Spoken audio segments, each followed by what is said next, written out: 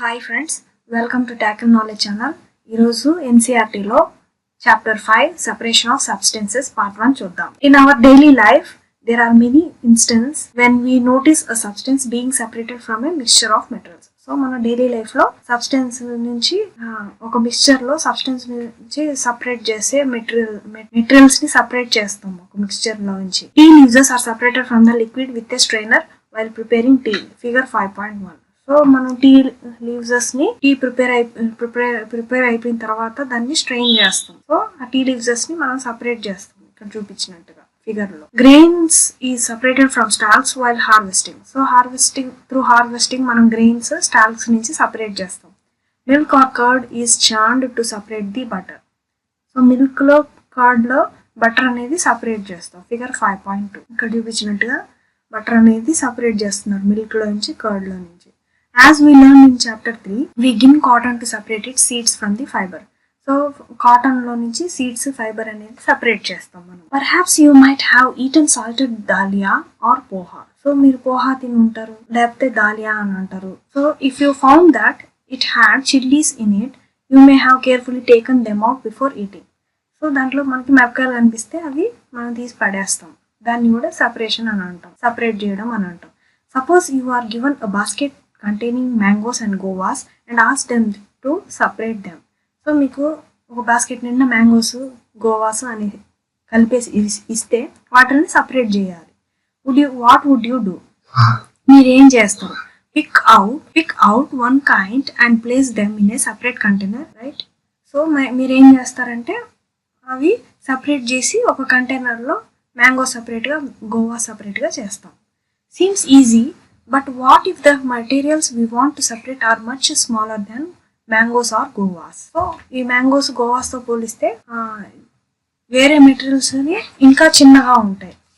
అవి సపరేట్ చేయడం చాలా కష్టం. Imagine you are given glass of sand with salt mixed in it. So శాండ్లో సాల్ట్ అనేది మిక్స్ చేసి ఇస్తే మీరు అది సపరేట్ చేయగలుగుతారా?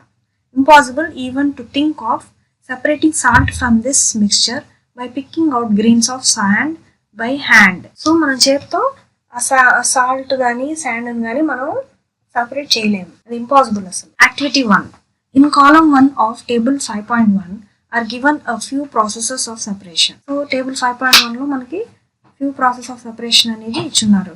The purpose of separation and the way separated components are used is mentioned in column 2 and 3 respectively. So column 2 and 3లో మనకి దాని యొక్క కాంపోనెంట్స్ దాని యొక్క పర్పసెస్ అనేది ఇచ్చున్నారు. However, the information given in column 2 and 3 is jumbled up. So column 2, column 3లో information అనేది jumbled up అయి ఉంది. Can you match each processes with its purpose and the way separated components are used? So మనం అది separate componentsని దాని యొక్క పర్పస్ని మనం match చేయాలి. Why do we separate substances? So మనం సబ్స్టెన్సెస్ అనేది ఎందుకు సపరేట్ చేస్తాం? Separation process. Purpose for which we do the separation. What do we do with the separated components? Separate stones from the rice. To separate two different but useful components, we throw away the solid components. Churning milk to obtain butter. To remove non-useful components, we throw away the impurities. Separate tea leaves. To remove impurities or harmful components, we use both the components. So, ఈ table ఇచ్చున్నారు. ఈ టేబుల్ని మనం ఏం చేయాలి? Match చేయాలి. Separate stones from rice. So, to remove impurities or harmful components, we throw away the impurities. So, churning of milk to obtain butter. To separate two different but useful components. Kada దీనికి వచ్చేసి we use both the components. Separate tea leaves. To remove non-useful components and we throw away the solid component. Okay? So, ఇది మనం ఇట్లా match చేస్తాం. We see that before we use substance, we need to separate harmful and non-useful substances that may be mixed with it. So, substance ki harmful, non-useful substances అనేది mix అయి ఉన్నాయన్నమాట. Sometimes we separate even useful components if we need to use them separately. So, మనకి అవసరమైనవి కూడా మనము ఆ కాంపోనెంట్స్ని separate చేస్తాం వాడుకోవడానికి. The substance to be separated may be particles of different sizes or materials. So different sizes యొక్క materials యొక్క సైజెస్ని మనం ఆ పార్టికల్స్ని సపరేట్ చేస్తాం అనమాట. These may be in any 3 states of matter. So అవి 3 స్టేట్స్ ఆఫ్ మ్యాటర్స్లో ఉంటాయి. ఏమేమిటి అది? That is solid, liquid or gases. So how do we separate substances mixed together if they have so many different properties? So ఈ substance అనేది ఎట్లా separate చేస్తాం? అవి టుగెదర్గా మిక్స్ చేసినప్పుడు అండ్ దానికి డిఫరెంట్ ప్రాపర్టీస్ ఉన్నప్పుడు. 5.1 methods of separation. We will discuss some simple methods of separating substances that are mixed together. So మనం ఈ సింపుల్ మెథడ్ అనేది ఫాలో అవుతాం, డిస్కస్ చేస్తాం ఇప్పుడు. Separating substances that are mixed together. So ఈ సబ్స్టెన్సెస్లో మిక్స్ అయిపోయి ఉన్న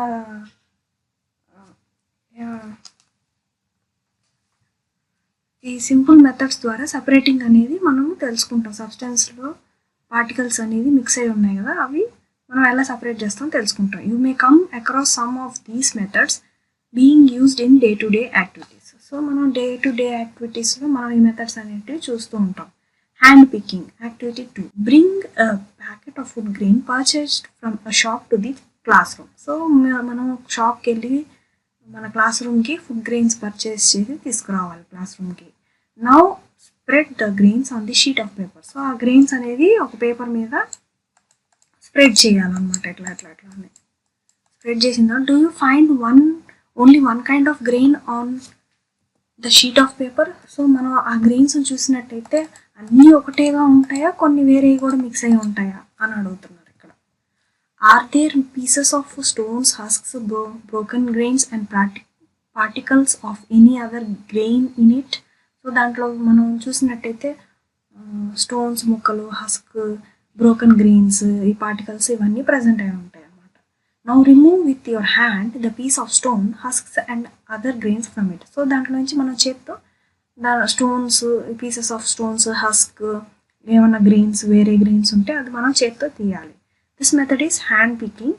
can be used for separating slightly larger sized impurities like the piece of dirt, stone and husk from wheat, rice or pulses.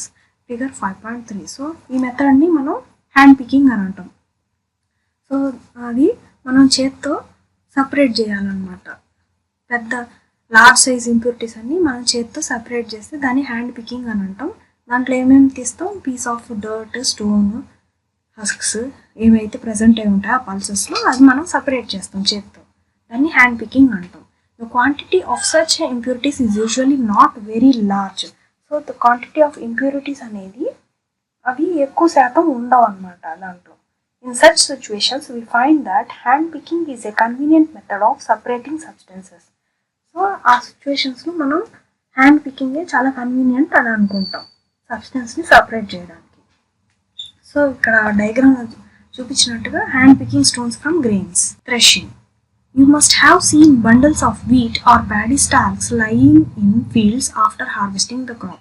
So మనం crop harvesting తర్వాత bundles of wheats, paddy stalks అనేటివి చూసుంటాం కదా.